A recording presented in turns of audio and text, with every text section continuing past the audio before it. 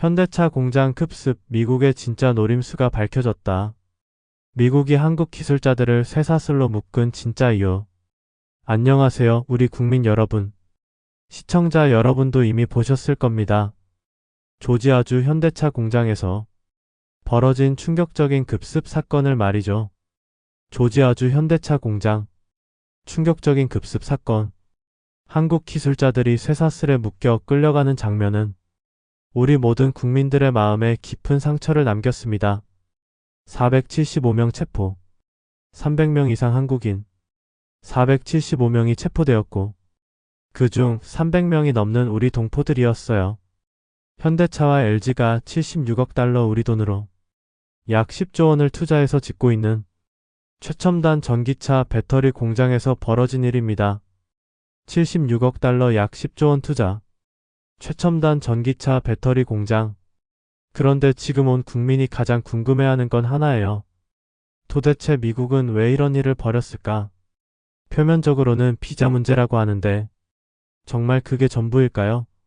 아닙니다.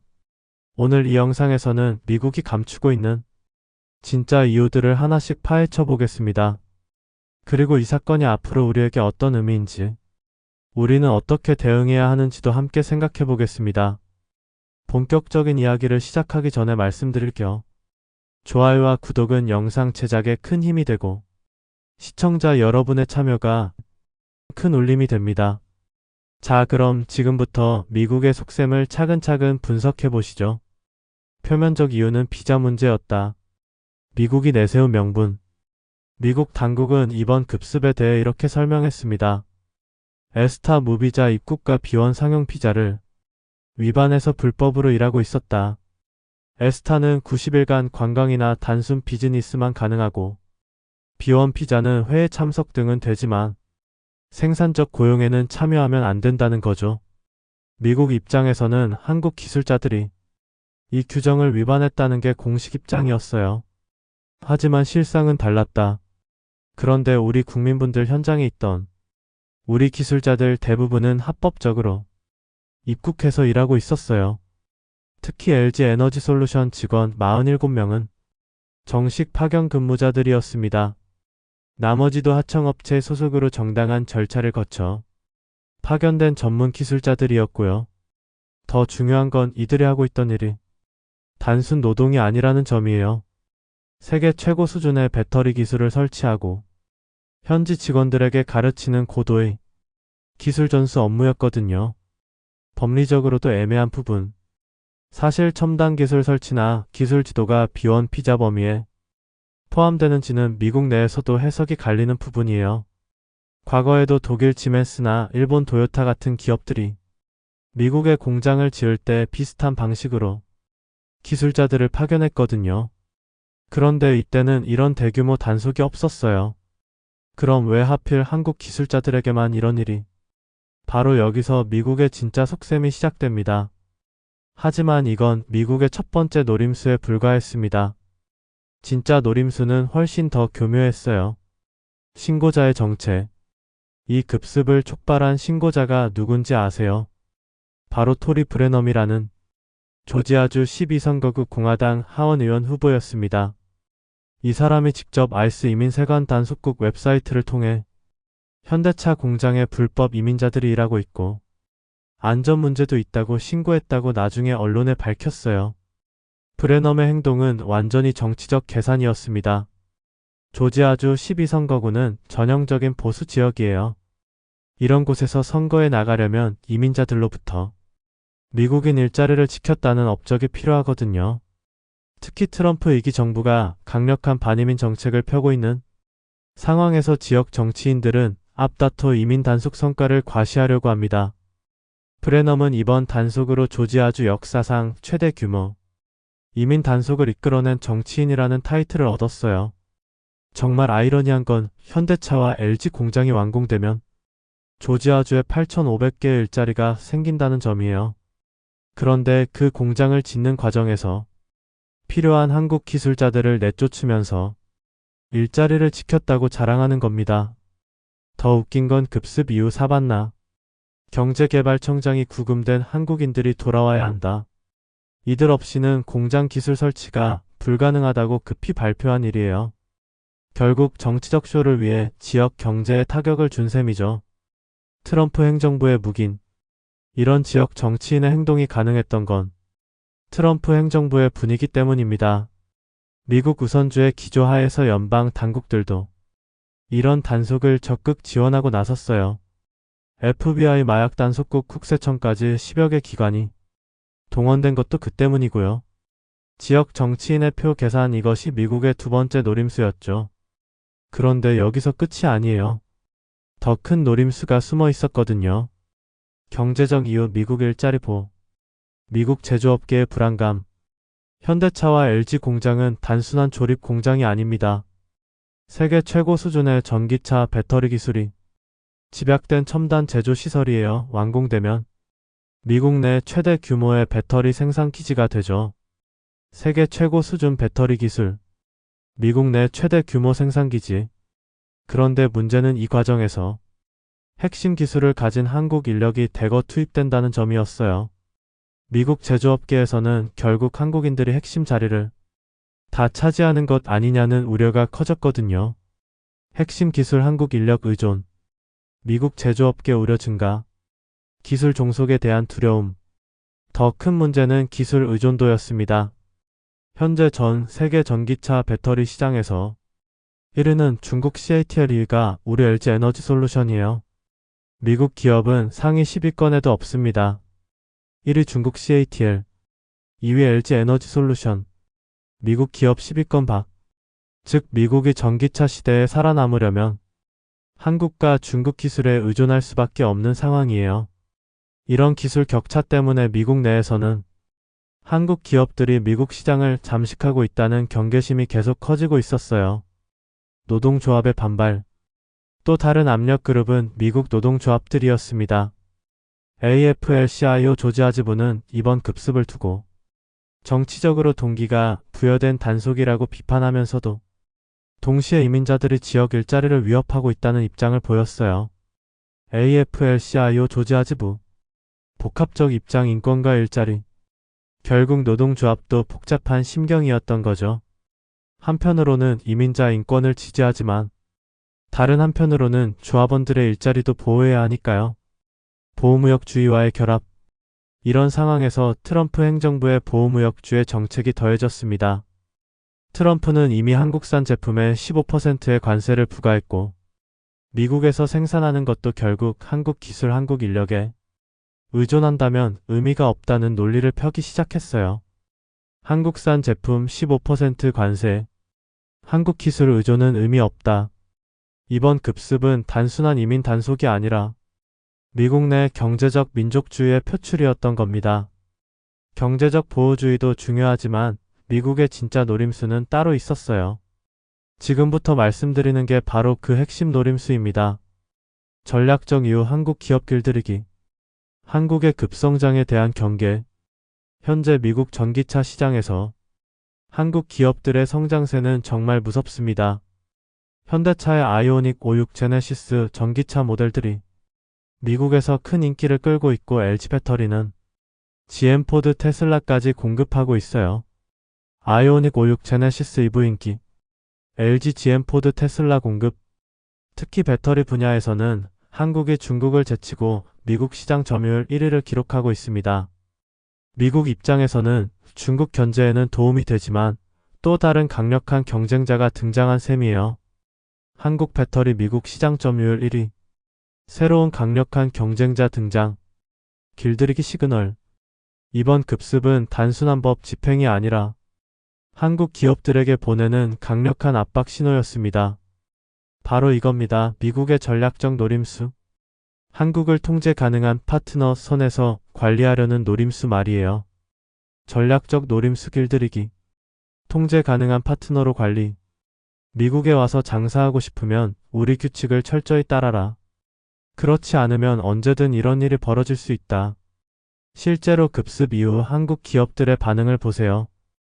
LG는 즉시 미국 출장을 전면 중단했고 현재 미국에 있는 직원들에게 즉시 귀국하라고 지시했어요. 현대차도 향후 인력 파견 계획을 전면 재검토하고 있습니다. LG 미국 출장 전면 중단, 현대차 인력 파견 재검토, 협상력 강화 의도. 미국의 진짜 노림수는 앞으로 있을 통상 협상에서 더 많은 양보를 받아내는 것이었어요. 현재 한미 간에는 3,500억 달러 투자 협정이 논의되고 있는데 미국은 이 과정에서 더 유리한 조건을 얻어내고 싶어 했거든요. 미국의 유리한 조건 추구. 이번 급습으로 한국에 미국에 투자하려면 우리 조건을 다 들어줘야 한다는 메시지를 보낸 겁니다. 중국 견제와 한국 견제. 정말 아이러니한 건 미국이 중국을 견제하기 위해 한국을 필요로 하면서도 동시에 한국을 견제하고 있다는 점이에요. 중국보다는 한국이 낫지만 한국도 너무 강해지면 안 된다는 복잡한 심리가 작용하고 있는 거죠. 한국도 너무 강해지면 안 된다. 결국 미국은 한국을 통제 가능한 파트너 선에서 관리하려고 하는 겁니다. 하지만 이런 노림수가 통했던 이유가 있어요. 우리에게 구조적 약점이 있었기 때문이죠. 미국이 정확히 그 약점을 노렸던 겁니다. 구조적 약점 한국만 전용 비자가 없다. 다른 나라들은 다 있는데 우리 국민분들 충격적인 사실을 하나 알려드릴게요. 미국과 FTA를 체결한 주요 국가들은 모두 전용 비자를 확보했어요. 미국 FTA 체결국 전용 비자 보유 현황. 싱가포르 H1B1 비자 전문직 취업. 캐나다 멕시코 TN 비자 전문직. 호주 E3 비자 전문직 취업. 한국은 없음. 그런데 한국만 없어요. 한미 FTA를 체결한 지 벌써 12년이 지났는데도 말이죠. 왜 한국만 빠졌을까? 이유는 간단합니다. 그동안 우리 정부가 이 문제를 심각하게 받아들이지 않았거든요. 어차피 B1 비자나 에스타로도 단기 파견은 가능하다고 생각했던 거죠. 과거 정부의 안일한 대응. B1 에스타면 충분하다. 하지만 이번 사건으로 그 안일한 생각이 얼마나 위험한지 확실히 드러났어요. 법적 근거의 모함. 전용 비자가 없다 보니 우리 기술자들은 항상 법적으로 애매한 위치에 놓일 수밖에 없었어요. 예를 들어 공장에 설비를 설치하는 건 기술 지도인가요? 육체 노동인가요? 현지 직원을 훈련시키는 건 교육인가요? 고용인가요? 설비 설치 기술 지도 또는 육체 노동, 직원 훈련 교육 또는 고용. 법적 해석의 애매함. 이런 해석의 여지가 있는 상황에서는 언제든 미국 당국의 자의적 판단에 의해 단속당할 위험이 있었던 거예요. 협상력의 차이. 전용 비자가 있는 나라들을 보세요. 호주 같은 경우 E3 비자 덕분에 호주 기업들이 미국에서 매우 안정적으로 사업을 전개하고 있어요. 법적 불안감 없이 필요한 인력을 언제든 파견할 수 있거든요. 호주 E3 비자의 장점. 법적 안정성과 인력 파견 자유. 반면 우리는 항상 혹시 문제가 될까 걱정하면서 사업해야 했던 거죠. 이런 차이가 결국 기업 경쟁력의 차이로 이어집니다. 이제라도 해결해야. 다행히 이재명 정부는 이번 사건을 계기로 E4 비자 확보를 최우선 과제로 삼았어요. 이재명 대통령이 직접 한국 기업들의 숙련 기술자를 미국에 파견할 수 있는 비자 시스템이 없으면 미국 투자를 재검토해야 할 수도 있다고 강하게 압박했거든요. 비자 시스템 없으면 투자 재검토. 결국 미국의 모든 노림수를 관통하는 핵심은 하나였어요. 한국은 우리가 원할 때만 와서 기술 주고 조용히 돌아가라는 속셈이었던 거죠. 이제는 우리도 조건을 내걸 때가 온 거예요. 지금까지 미국의 5가지 노림수를 모두 살펴봤습니다. 그런데 정작 중요한 건 이 모든 노림수가 실패했다는 사실이에요. 쇠사슬에 묶인 것은 무엇인가? 우리 국민분들 조지아 현대차 공장에서 쇠사슬에 묶였던 것은 한국인의 손발이 아니었습니다. 그것은 미국의 두려움이었어요. 우리 기술력에 대한 두려움, 우리 경제력에 대한 두려움, 더 이상 통제할 수 없을 정도로 강해진 한국에 대한 두려움 말이에요. 50년 전 우리는 미국의 원조를 받는 가난한 나라였어요. 그때는 정말 미국 눈치를 볼 수밖에 없었죠. 하지만 지금은 다릅니다. 기적 같은 우리의 현실. 1953년 한국 전쟁이 끝났을 때 우리나라 1인당 GDP는 67달러였어요. 아프리카 최빈국보다도 못했습니다. 그런데 지금은 어떻습니까? 1인당 GDP 33,000달러 세계 28위. 전 세계 스마트폰의 20%가 삼성 갤럭시. 전 세계 메모리 반도체의 70%를 한국이 생산. 전기차 배터리 세계 2위 테슬라도 우리 배터리 사용. 전 세계 조선업 42% 점유율로 압도적 1위. BTS, 블랙핑크, 뉴진스, K-팝이 빌보드를 점령. 기생충 오징어 게임 킹덤 K-드라마가 넷플릭스 세계 1위. 우리 국민이 살아온 70년간 지구상에서 이런 기적을 만든 나라가 또 있나요? 일본은 100년 걸려서 선진국이 됐어요. 독일은 150년이 걸렸고요. 우리는 단 70년 만에 해냈습니다. 미국도 이제 인정합니다. 우리 없이는 첨단 산업을 유지할 수 없다고요. 우리 기성세대가 직접 만든 기적.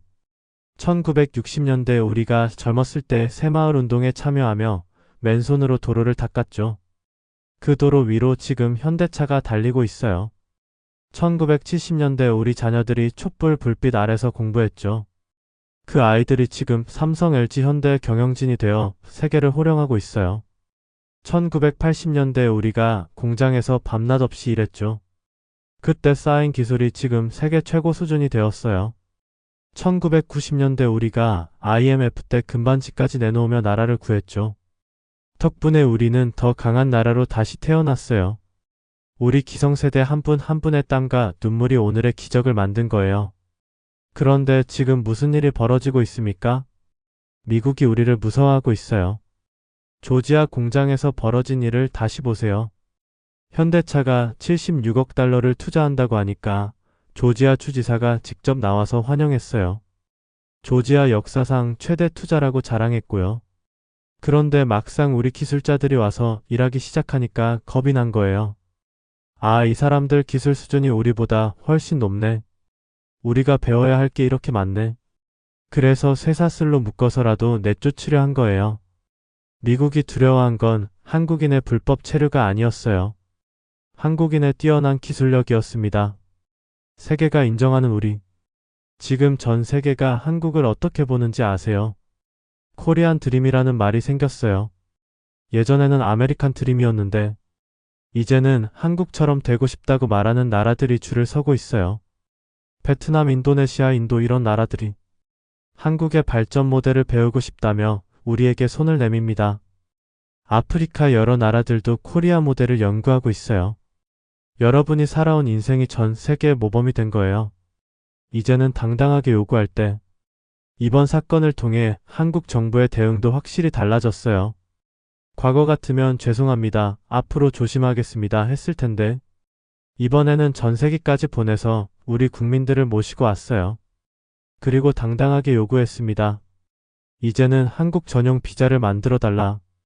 그렇지 않으면 투자를 재검토하겠다. 이게 바로 진정한 선진국의 자세입니다. 여러분의 후손들이 누릴 세상. 상상해보세요. 여러분의 손자, 손녀가 20년 후에 미국에 가서 이런 말을 듣는 거예요. 너 한국 사람이야. 와, 대단하다. 한국은 정말 선진국이지. 유럽에 가서도, 일본에 가서도, 중국에 가서도 한국인이라는 이유만으로 존경받는 거예요. 여러분이 흘린 땀방울 하나하나가 만든 기적입니다. 우리는 이미 이겼다. 우리 국민분들 조지아에서 벌어진 일을 보며 화가 났죠. 하지만 이제는 웃어도 됩니다. 왜냐하면 우리는 이미 이겼거든요. 미국이 우리를 쇠사슬로 묶었지만 결국 우리 기술자들 없이는 공장이 돌아가지 않는다며 다시 모셔가려고 애걸복걸하고 있어요. 현대차는 우리 기술자들 안 보내면 공장 못 짓는다고 당당히 선언했고요.